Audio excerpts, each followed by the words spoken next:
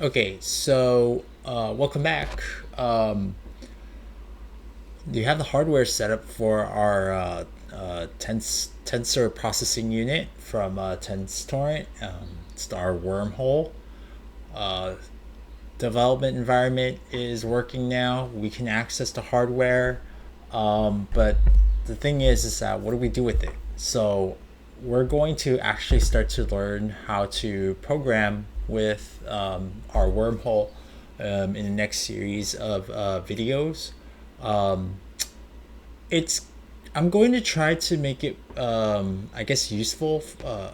Not I guess, but I'll make it useful in that we're going to combine the use of PyTorch with learning how to use the Tenstorrent ttmetal library, and we'll explore how we can start writing like bits and pieces of our own LLM from scratch.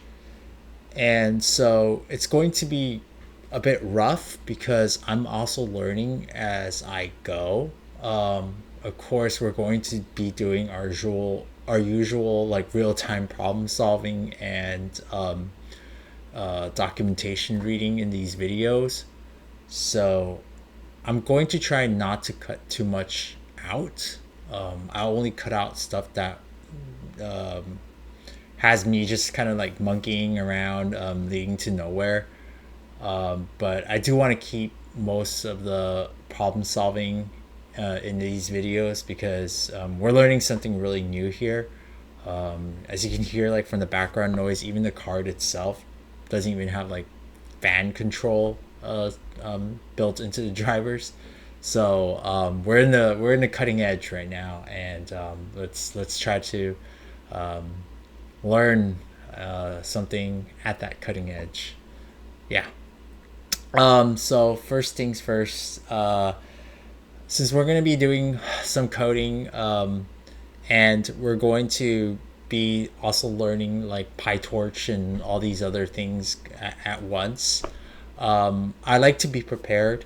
Usually, like a search engine and all these things are good to discover, documentation, but I think having like a coding assistant too is also very helpful in that we can at least get quick answers so that these videos don't get very long. So I'm also going to install a coding assistant in our VS Code so that we can ask basic torch questions and get our answers quickly. Right now, I only have Quen 2.57b installed. I would like a more complicated model, one that's specifically for coding. And so I'm going to use, I think it's Quen Coder instead. So we look at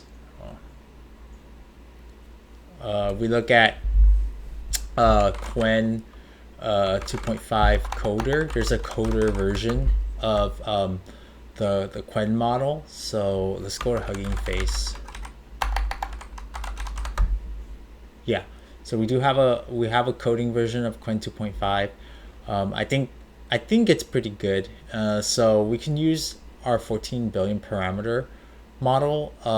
It will fit into a GPU if we quantize that down a little bit. Um, I think if we quantize it down to 1 byte per parameter, we can fit it into our 16 gigabyte GPU. So that helps. Yeah. So let's get this one set up real quick with Llama CPP and then have the Llama CPP server running. I'm just going to clone this to somewhere. So maybe we go to CD or not MNT, CD Media. There we go. Yeah. Average dev data. What?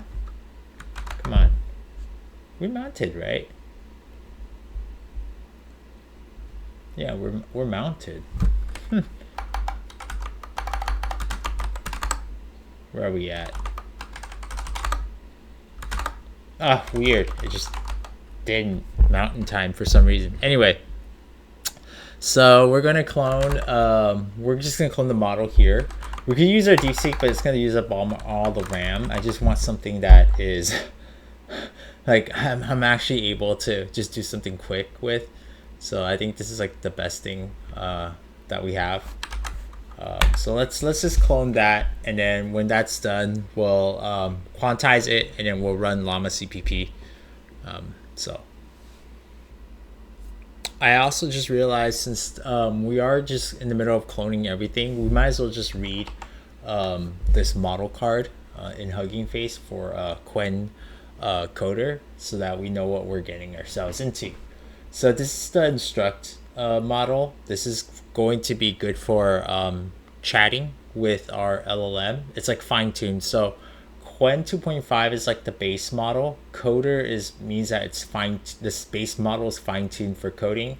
14B means that there are 14 billion parameters to generate tokens with, and then instruct means that it's fine-tuned for chatting. So it's a Quen 2.5 model that's good for coding with 14 billion parameters and fine-tuned for chatting. So Quen 2.5 Coder is the latest series of code-specific Quen large language models, formerly known as CodeQuen. So as of now, Quen 2.5 Coder has covered 6 mainstream model sizes. So you have 500 million parameters, 1.5, 3, 7, 14, and then 32 billion parameters. So we're going to be using the second to the biggest one to meet the needs of different developers. Quen 2.5 Coder brings the following improvements upon CodeQuen 1.5. So significant improvements in code generation, code reasoning, and code fixing. Based on the strong Quen 2.5, we scale up the training tokens into 5.5 trillion, including source code, text code, grounding, synthetic data, and many more. Quen 2.5 Coder 32B, so that's the biggest one, has become the current state-of-the-art open source coding LLM, with its coding ability matching those of GPT-4o. And that's actually a huge achievement, because GPT-4o is a really huge model by OpenAI that runs on the cloud. A more comprehensive foundation for real-world applications such as code agents, okay? Not only enhancing coding capabilities, but also maintaining its strengths in academics and general competencies. Long context support. So we have a context window of 128k tokens, and yeah, so this is all the other stuff. But basically, this is how you would use it in a Python script, which we're not going to do. We're just going to use llama CPP. Yeah, so that's the gist of it. It should be done by now, or not yet. Okay, we'll pause. Okay, so we're almost just about done with downloading our model. So the next step is we're going to convert these safe tensors into GGUF, and then we're going to take the GGUF, because that's going to be in BF16. Let me see what this model is in that. Yeah, it's BF16. So we're going to take it from BF16 down to Q80, and then we're going to see how that performs. So let's do that right now. So it's going to be in this folder here. So we have a bunch of safe tensors, right? So we take a look at this full path here. This is the path that we're going to actually tell the convert HF to gguf.py script in llama CPP to find the safe tensor, so that we can actually output a gguf. So going to our llama CPP repo folder, I think it's in repo, llama CPP. Yeah, we'll start the virtual environment. So we can do source.venv bin activate, and that will have basically all the dependencies necessary to run our gguf script. So we can do Python, what was it, convert HF to gguf, and then I can't ever remember the arguments, so I just usually just do --help. So basically you want to provide the out file first, and then the model, where to find the model.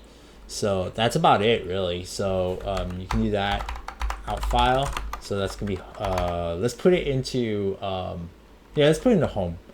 home models, and then Quen 2.5 coder 14b instruct .gguf, and then where are we going to find that? We're going to find that in, I think it was we scroll back up here, media. Okay, so we're going to find the model here, so let's just copy that. So Control C, and then we're going to use Shift Control V here, and it should go. Yeah, so it should go. So it's converting this about 30 gigabytes worth of data into a GGUF. It's quite fast because my SSD is pretty fast. So it's converting this at 630 megabytes per second. And then we'll just let go. So after this step, we'll have one GGUF file output into our SSD here. Or not SSD, I think it's in our home directory models. Yeah, we'll have one output here. And then we're going to convert that into Q80, and that should significantly take the file size down to about 14 gigabytes. So yeah, so now that it's done, we can just go to our bin. So it's going to be cd, I think it's going to be home bin llama cpp bin, and we have a bunch of these llama examples here, llama cpp examples. The one that we want is llama quantize. Llama quantize, where are you? Right here. So again, llama quantize, if you don't know how to use it, you can just use the help text, and then you can see how to use the program, put in the arguments. So basically we are going to do what? We are going to do llama quantize with the original GGUF, and then the output GGUF, and then the quantization type, which is going to be Q80, and then the number of threads, CPU threads we want to use to quantize. So it's as easy as llama quantize home models. We're going to put in Quen 2.5 14 coder, was it 14b instruct GGUF, and then our output file is going to be the same directory, except we're going to say it's Q80. So we're going to append Q80.gguf, and then the type is going to be Q80, and we are going to use nproc for the number of threads that we want to use to convert or quantize this model. So when I execute this script, we can actually look at the CPU activity. So I'm going to execute the script, and you'll start to see that llama quantize does try to use all your CPU threads, but again, I don't think we need this many threads to convert the file, given that CPU utilization is only about at most like 15% per thread, right? So okay, so that's done. That was really quick. Okay, so taking a look at what is inside now. So we've created a new GGUF that is quantized down to 8 bits. So here is the one right here. So notice how it is significantly smaller than this one. How big is it actually? Let's see here. Q80 is about 16 gigabytes. Okay, 16 gigabytes, about 15.7. So that'll barely fit into GPU, I think. I also think that it might perform pretty fast on CPU anyway, given that we have 8 channels of memory, and this is not too big of a model.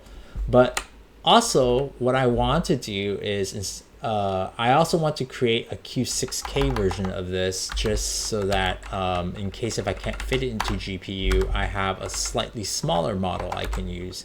So I'll do the same here. I'll just redo it again. Oops. Oh, let's just do home bin llama.cpp bin llama quantize. So yeah, we'll do a Q6K version that's probably going to end up at like maybe 12 gigabytes. So that gives us about 3 to 4 gigabytes for context size. So we do need like some buffer to properly store the entire model. So, but at worst we can just run it on CPU. I might want a Q5K too. Depends. I might as well. I'm doing this anyway, so I'll build a Q5. I'll build a Q5K too if it doesn't work. So okay, and I do want to use the full context size. So let's just do that. We're here anyway, right? So Q5K. And let's actually see how big that Q6 one was. So the Q6 one was, or is 12, just like I expected. So this one's probably gonna be like 11. Who knows? Yeah, we'll check back in a bit. Okay, so we're done with the Q5K quantization. Let's see how big that one is. Cool, 10 gigs. That one will for sure fit into our GPU, but I want to see if Q8 does too. So we're going to create a new Llama CPP script, at least like alias that will run the model. And we can just run that in the background. So I think we had this in our bash RC, right? Yeah, we did. So right here, start Quen. Well, we're going to do something new here and do start Quen coder. And I think the arguments will pretty much stay the same, except that we need to say coder here, 14b, instruct Q80 GGUF, temp. So most models actually give you like a recommended settings for like temperature and like min p and all that stuff, but it looks like there's really no like hard set recommendation here. But I do know that generally for coding models you want to have like a lower temperature. So for that, because you want to have like code that is like predictable, right? So for that, I'm going to slightly reduce that temperature and just see how it goes. I also want to have a bigger context size. So in this case, I think it's, let's look at the documentation for Llama server. Is what's that argument? Llama CPP Llama server arguments. Okay, right there. So let's look for context. Oops, what's going on? Context. Okay, so size of the prompt context. No, I think we want context size. Come on, context size.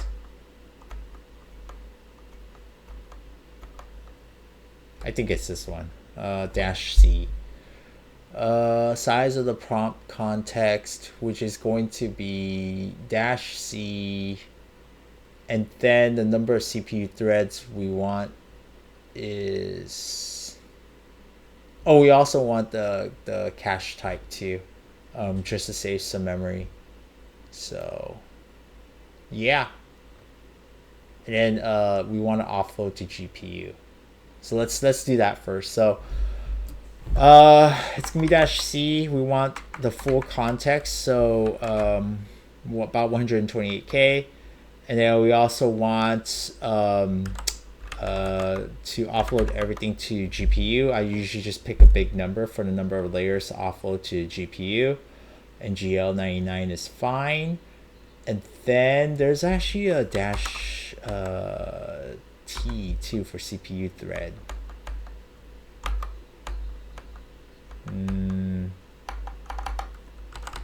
Num threads. Let's just do CTK for now. So -CTK should be Q80.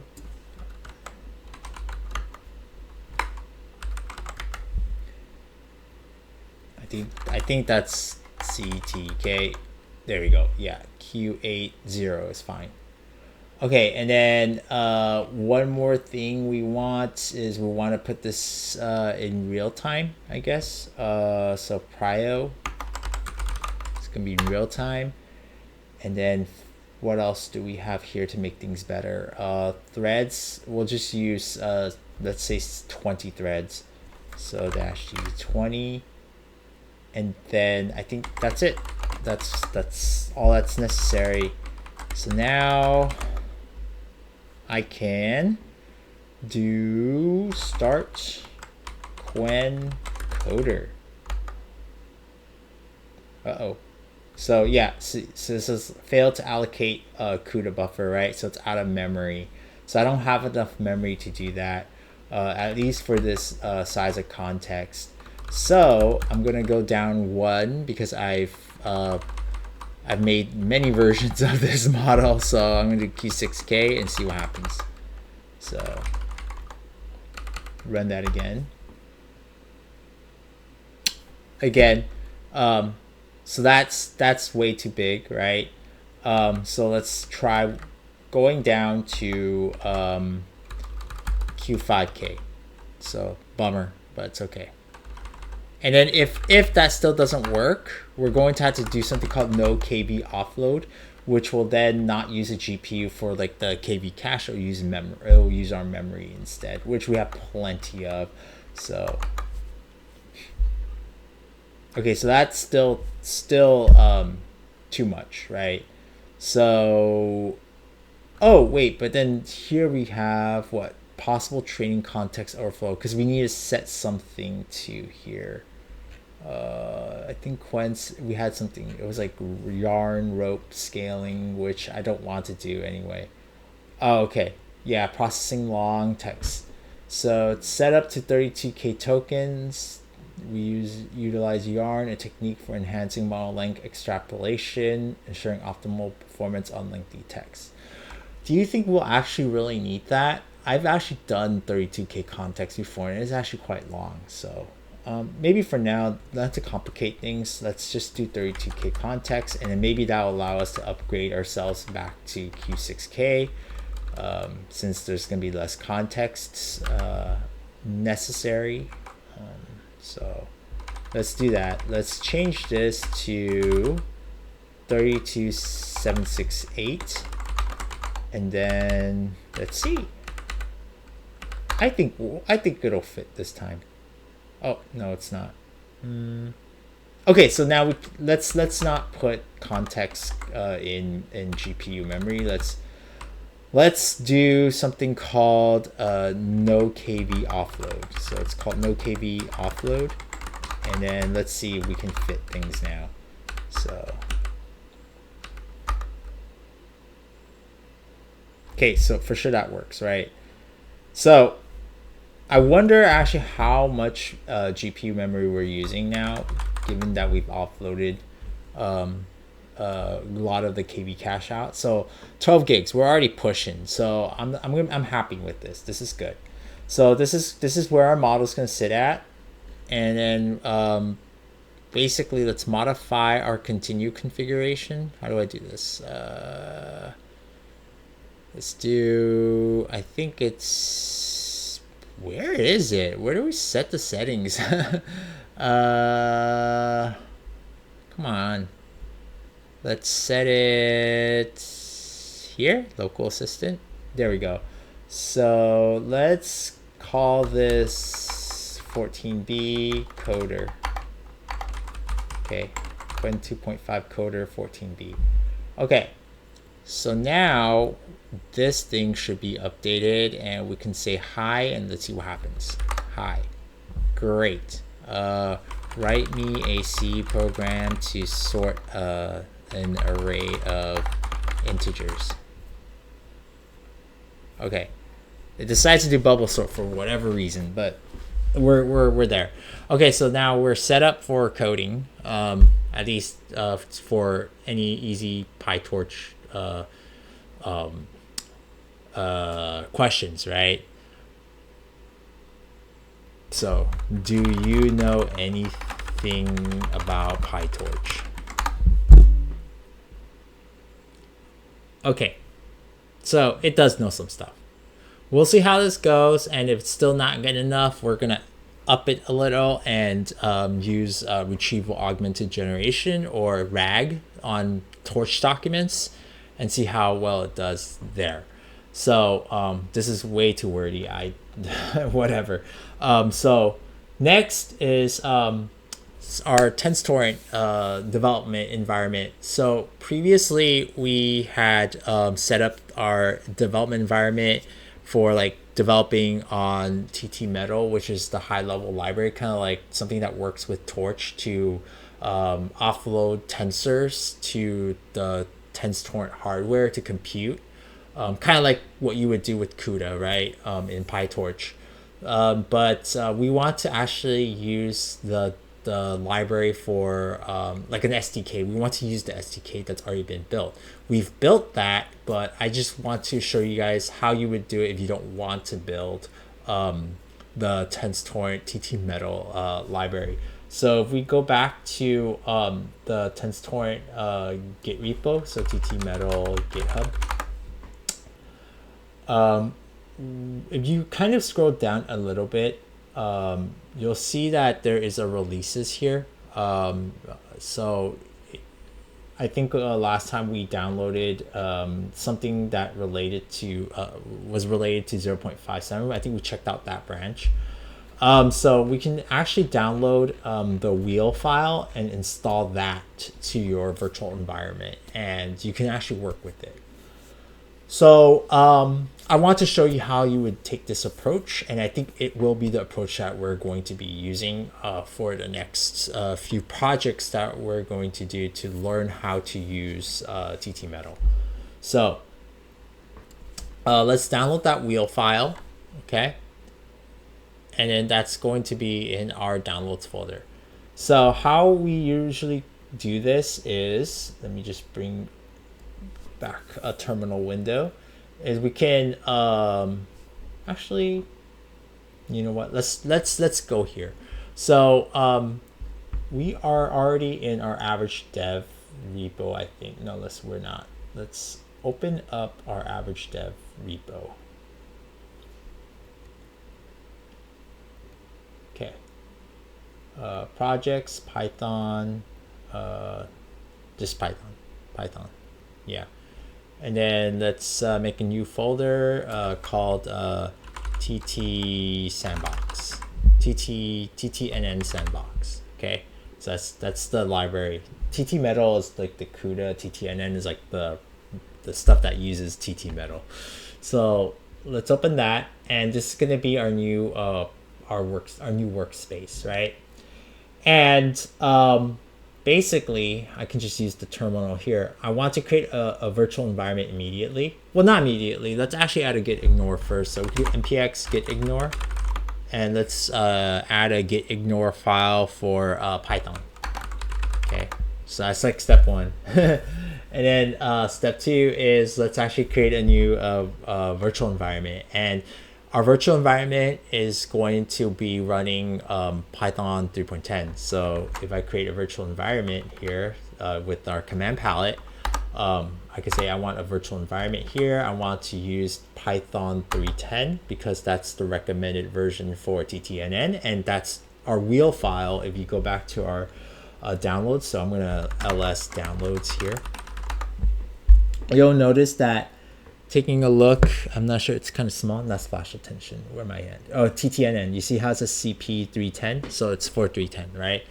Anyway, so we have our virtual environment created here. We need to activate it. So if we took a look at our working directory here, we'll have this virtual environment folder. So we can just say source.env bin activate.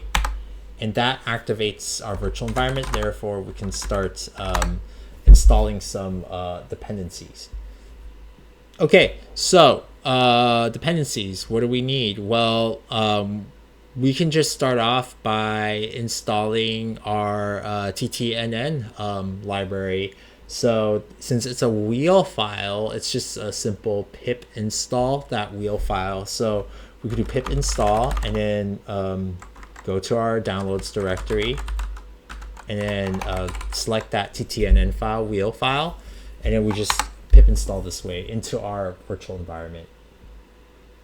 So it's going to install like a lot of things. One of the cool things that it installs is Jupyter, so that we can actually program some of this stuff in a notebook. Yeah, I think when it comes to experimentation in Python, especially with AI stuff, notebooks can be helpful because you can execute things cell by cell. We'll see how it goes, like whether or not we use a notebook or we use just regular Python scripts. Either way, we can just easily debug through print statements. So, yeah, we'll just let this thing go. It takes a while because it has to download PyTorch too and all the other stuff that comes along with it. I'll pause. Okay, cool. It's done. So the next thing we need is the Jupyter Lab extension. Jupyter Lab. Let's see, Jupyter. Yeah, okay. So we want this one here, this Jupyter Notebook support. So we can install that. So that's going to help us out with understanding things. So we have that now. And then we also need, I think, Python extensions. So if we go here, we already have that installed.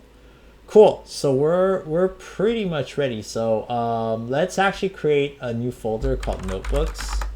And then let's create our first notebook. And then I'll show you how to like do stuff in there.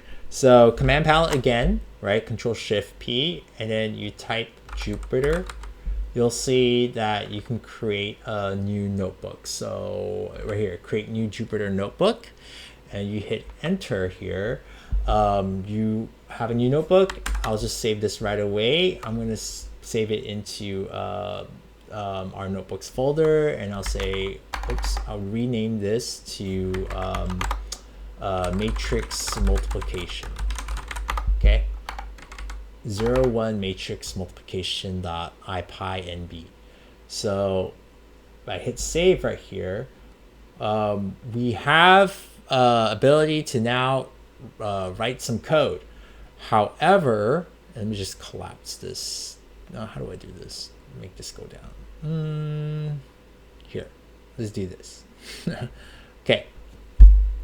We need to have what we call a kernel, right? A Python kernel. So we need to select the Python interpreter that we want to use. And we can just use our existing virtual environments this way. So now we can just do print hello, and let's see if we can execute anything.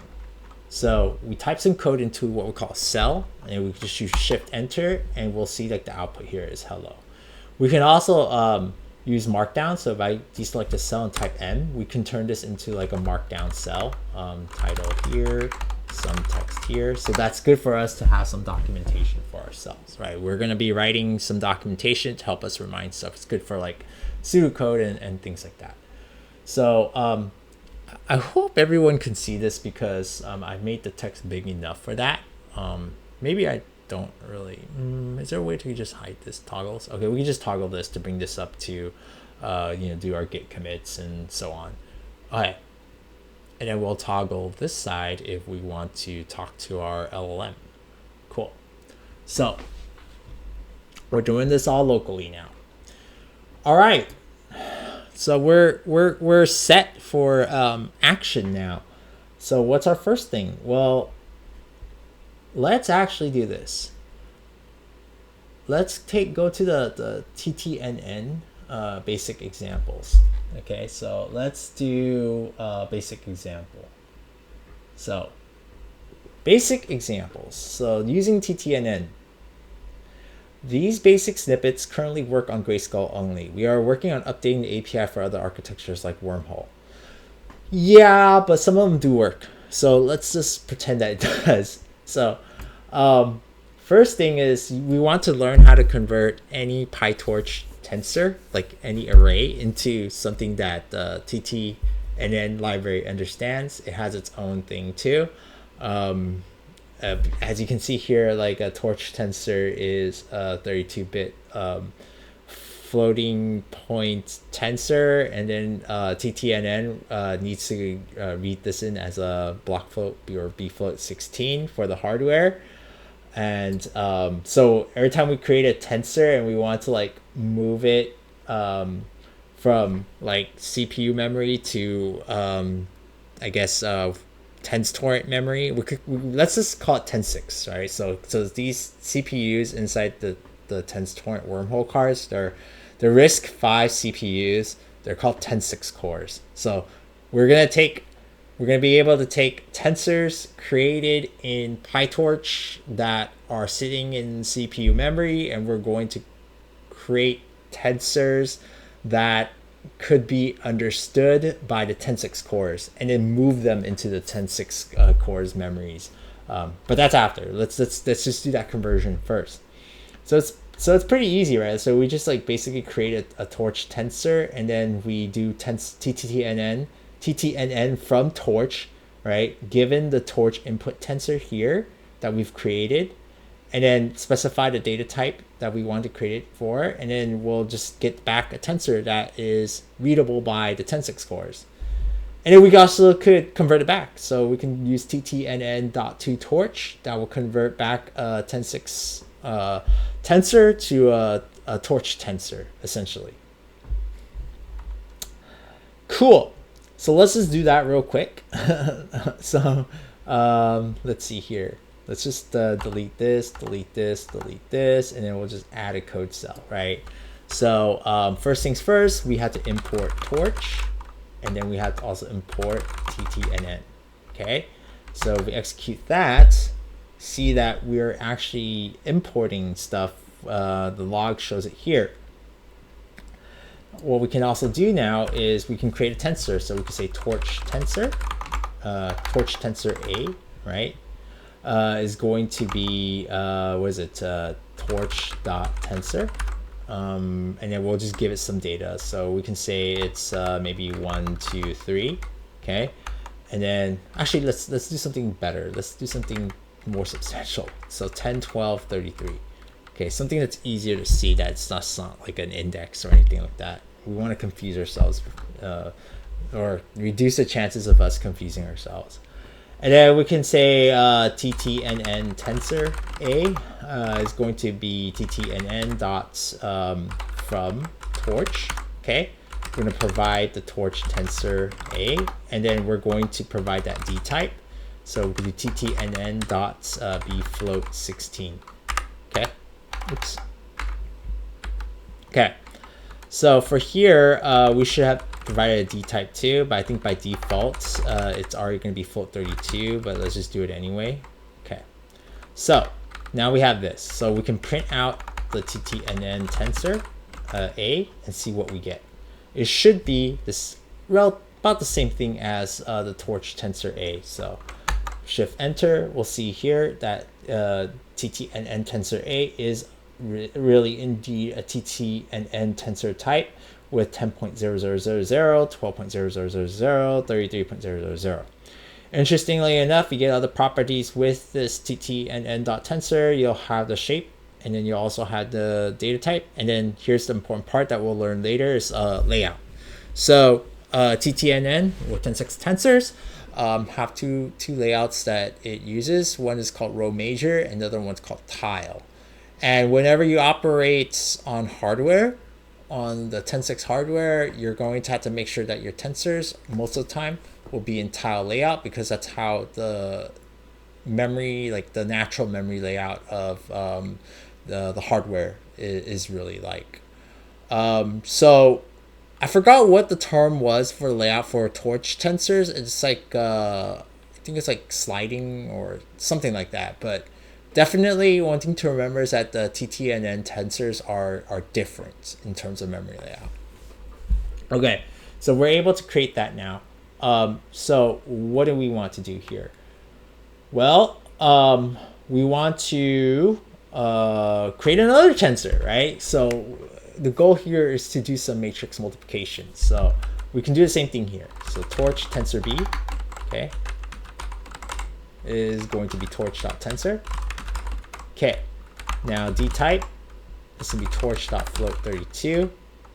And we had to actually think about this a little bit. So we're multiplying matrices, right? So we already have like one that is a matrix that is essentially going to be like a vector in this case. So this is actually one row with 3 columns, right? I think, yeah, one row with 3 columns, yeah. But we had to also, when we multiply the matrix, we're gonna have to actually have 3 rows with 1 column. So really it's gonna look something like this, right? Where we have 3 rows now in this case, with each one being like on the last dimension, right? So the dimensions here is 3 by 1. So the last dimension here is going to be only 1 element. And then we can do ttnn tensor b, right? So it's just going to be the conversion. So ttnn dot from torch is going to be torch tensor, torch tensor b, d type, ttnn. See, I'm not used to it still. B float 16. Okay, so we do ttnn tensor b and see what that outputs. Okay, so it's gonna be three rows by 1. So last dimension is 1, outer dimension is 3. Okay, now at this point we can multiply the matrices, right? So if we were to, let's just say, for example, ignoring all this, right? Ignoring all of this, we can actually look at the API and go, okay, well, if I wanted to use ttnn to do multiply, how do I do that? Matrix multiplication. You see that's ttnn.matmul. So it returns the matrix product of 2 tensors. So if you look at this here, you're like, okay, well, it's going to take in what? Input tensor A and input tensor B, right? So that's what it does. So ttnn matmul returns the matrix product of 2 tensors. The input tensors need to be tiled and at least 1 dimensional. So we already have tensors that are at least 1 dimensional, right? But our input tensors right now are in a row major layout. They are not tiled yet. So we'll touch more on that soon. Let's say this. Let's say we ignore like entirely like this whole tiled layout requirement in matmul. What would actually happen, right? So let's set up our code for that. So we can say tensor ttnn result is going to be ttnn.matmul, and since it takes 2 tensors, right? ttnn tensor A and then ttnn tensor B. Tensor A and then ttnn tensor B, right?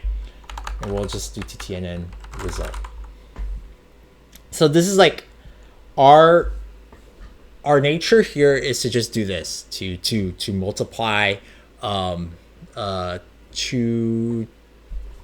tensors, like Tenstorrent tensors.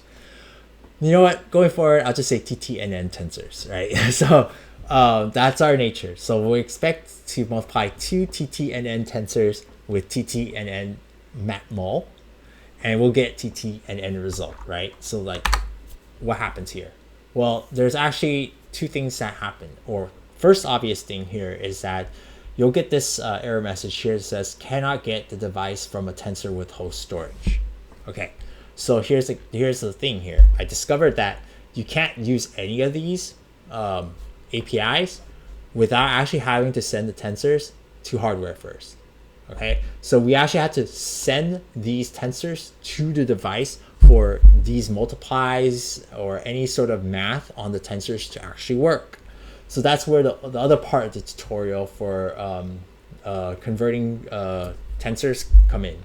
So it says running the operation on the device, right? So basically you need to be able to send the tensors to a device. So how you set up a device is just basically device, given some sort of device ID. We're lucky here, we only have 1 device, so that device ID is gonna be 0.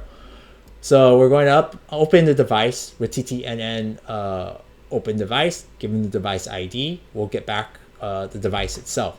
Like, it's not like an object, it's like a handle, right? It's like a key to the device. Basically, we're going to send and do all this stuff, like all the device related things. And then when we're done, we have to close the device. All right, so these 3 lines are the most important things. And it's important to close the device because it's like a file, right? You open a file, you do stuff with it, but if you don't close the file, then you're just going to leave things hanging. So we had to make sure that by the end of it all, we had to close the device. Okay, so let's just write some code for that. So I'm going to maybe add code down here. Yeah. So device ID is going to be 0. And then we're going to say device equals ttnn.open device. Device ID is device ID. Okay. And then I'm going to add code down here because I'm silly. I forget things. So I'm going to have code just dedicated to closing the device, right? So ttnn.close device, and I will give it the handle. Okay, I'll give it the handle just like what the API says, right? It says give it the handle to be able to properly close the device. Okay, cool.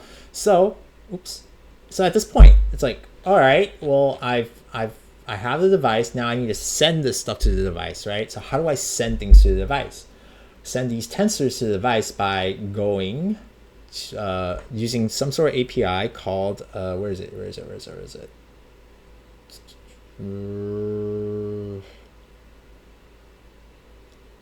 I think yeah, okay. So I think when you do that, it's already in the device. Okay. We'll see. Let's see what happens. Okay. So when we create that, it's probably gonna create in the device. Wait, let's see. Yeah, right here. It passes to the device. Okay, so I didn't read this carefully, but you can create the tensors from Torch, right? With ttnn directly on the device using the device handle right here. Okay, but notice in our situation here, right here, we've opened the device after we have these tensors. There's actually an API for this. So if I actually give it another code cell here, I can send the tensor to the device. I could actually do ttnn tensor a is equal to ttnn.toDevice. Okay. Give it the tensor. So torch or ttnn tensor a, and then to a device, which is going to be the device handle, right? I could also do the same thing here with tensor b to device, ttnn tensor b device. Okay, I think this is the API. Let's actually look that up. So this is good practice, right? So we were looking at matmul before, but now let's look at toDevice. So there's a toDevice. I know it. Okay, so yeah, so basically the tensor and then the device and then some advanced memory stuff that beyond my ability, right? So I'm basically, if you think about it, I'm basically only one lesson ahead of you guys.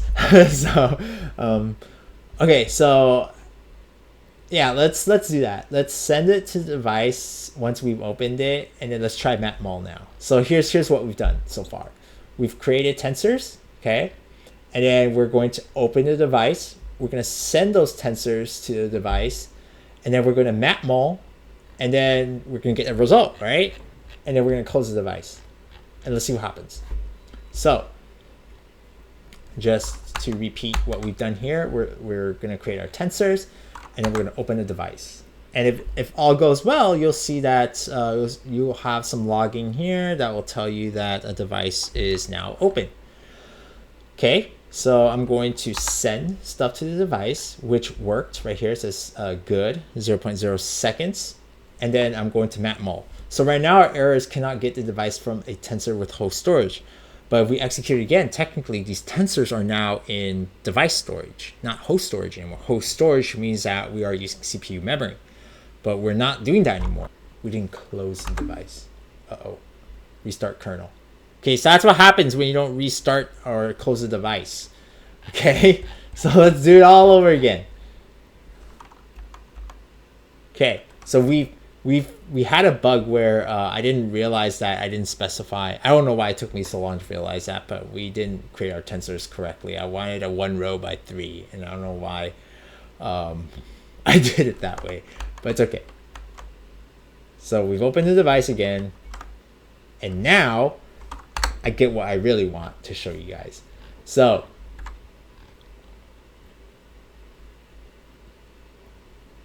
okay, so the error here is inputs to matmul must be tileized, right? And that's a thing. It's like whenever we operate on these tensors, they have to be in tile form for a lot of the API for the matmul to or for anything like matmul add or whatever to work, right? So it has to be in a specific format. These tensors, it has to be in this tile layout. We'll go over that more soon. So right now, all we need to remember is we can convert that right before we actually do that multiplication. So we can turn these tensors into a tile layout by doing ttnn tensor. I don't do it. If this does it return anything, we can use this helper called toLayout basically. So we did toLayout. Okay, ttnn.toLayout will convert basically your tensor at row layout to tile layout. Okay, so it takes in 2 arguments, basic, or yeah, we'll need 2 arguments. It takes more than that, but we'll do the tensor itself, okay, and then we'll pass in the layout, and then we'll get back the tensor with the new layout, right? It's reshaped. We don't need this device because already we sent it to the device by then, and so we don't need to specify that. And then this is optional, and this is optional too. Okay, so yeah, let's do it. So it's just basically calling it this way too. So we'll do ttnn tensor a is going to be ttnn dot to layout. We're going to pass in ttnn tensor a with our layout being ttnn.tile layout. Okay, same thing with tensor b. And again, I'm still just learning too, so I make a lot of mistakes. I'm just live doing this. Okay, so now we have 2 tensors that get created to tile layout before we pass them to matmul. All right, so I'm going to just execute everything all over again, just see what happens because we had an exception thrown.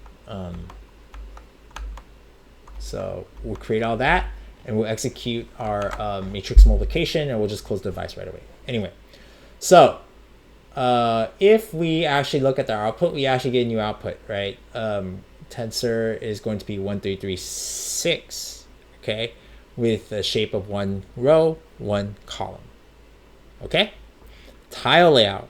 So we've successfully executed a matrix multiplication on hardware. I think that's pretty cool. I really think that's pretty cool. Like, we were able to utilize our hardware specifically for this thing. Okay. Now, there is a shorter way to make this tile layout from the get-go. I think all we need to do is when we create these tensors, we can actually specify a layout and then directly to create a tile layout. And I think we could just avoid the whole mess, right? So, okay, so if we do that, we technically don't need this. So we can get rid of that. And then let's see what happens. So we've already closed the device. So let's actually do that again. And it works because we can create our tensors, right, from Torch directly using layout. And we can also, if your device is already open, you can also create them on your device directly. So yeah, so you know, let's just practice a little bit with some markdown. We'll just say matrix multiplication example. Here's, oops, here's how you do matrix multiplication with Tenstorrent or ttnn, right? And Tenstorrent hardware. Okay. And then let's just like, pretend we're, making a really good guide here. First, we're gonna import libraries. Okay. And then after that, we're going to create tensors. We'll create torch tensors, then convert them to ttnn tensors with tile layout so that we can pass them to the device and perform a matmul. Oops. Oh, the arrow keys don't work here. Okay, matmul. Okay. And then what do we do here? We're going to open the device here. So open a device. So we get a handle to the device and then send the tensors to the device memory. Okay. And then finally, we perform the matmul. Perform the matrix multiplication. Perform the matrix multiplication using matmul. And finally, don't forget to close the device. Important. When opening the device, we get a handle to it. Make sure to clean up and close the device when we are done so that resources don't hang. Okay. So that's our first Tenstorrent notebook here. Let's read the rest of the documentation and see what else we can do here for this first lesson, right? So this is too advanced for me. We'll just work through it slowly, but let's see what else we have. I think let's talk about that layout thing, because these things we'll just go through slowly as we go along. Maybe tutorials. Tensor layout. Yeah, wait, let's shape first. Okay, so let's talk about shape first. So tensor. A ttnn tensor is a multi-dimensional matrix containing elements of a single type. So we have ttnn.tensor, which is what we've already done, and then it uses a ttnn shape to store its shape. So ttnn shape can be used to store dimensions for a tensor of rank 1 to rank 8 inclusive. ttnn shape stores the shape of both the actual data and the data padded to tile dimensions, okay, which can be different due to hardware requirements. ttnn shape of 1632 is a shape of 2D tensor with 16 rows and 32 columns, where the number of actual rows and columns is 16 and 32 respectively, right here. Do you see that? And the padded dimensions match the actual dimensions. The tensor of this shape has 16 by 32 elements in storage. Printing the shape would show the actual shape. So print ttnn shape object with 1632 will just output this. Reason why it could be different, right? It could be padded. So it just so happens that this is not padded, or it's already been natively padded. Okay, so now here's like where they talk about layout, which is pretty important, right? So ttnn row major layout. Row major layout has the consecutive elements in a row next to each other. So as you go down, right, each row, it's basically zigzag form, right? So you count things like this: 0, 1, 2, 3, 4, 5, 6, 7, 8. So it's like what you would think in your head when you're counting elements in a matrix. So there's a 4x4 tensor in row major layout. Then you have something called tile layout. So in tile layout, the elements themselves are placed within a 32 by 32 square called a tile. The tiles themselves are then still stored in row major order. So you're splitting the tensor into blocks of 32 by 32, and then inside those blocks they're still read as row major. In order to transition to tile layout, ttnn2 layout can be used, which we use.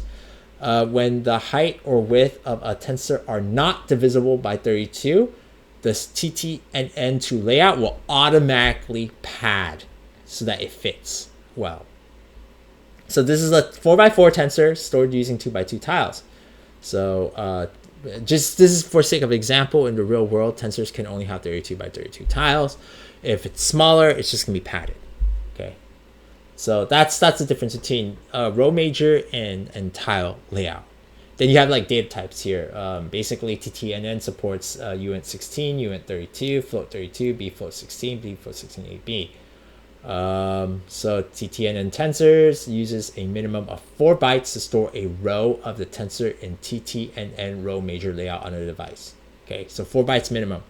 That means that the width of a tensor on a device must be a multiple of 4 over the size of the data type, right? So we're gonna store, let's say a uint 16, that's 2 bytes. So 4 over 2 is 2. So that's the minimum width. The exact numbers are shown below. So required width multiples. So minimum is 2, then you can do 4, 6, 8, so on.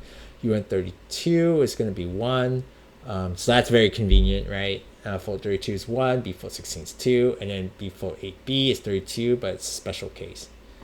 We don't know that yet, so whatever. Yeah, so some more terminology here. Owned host storage, basically tensors on the hosts on the CPU.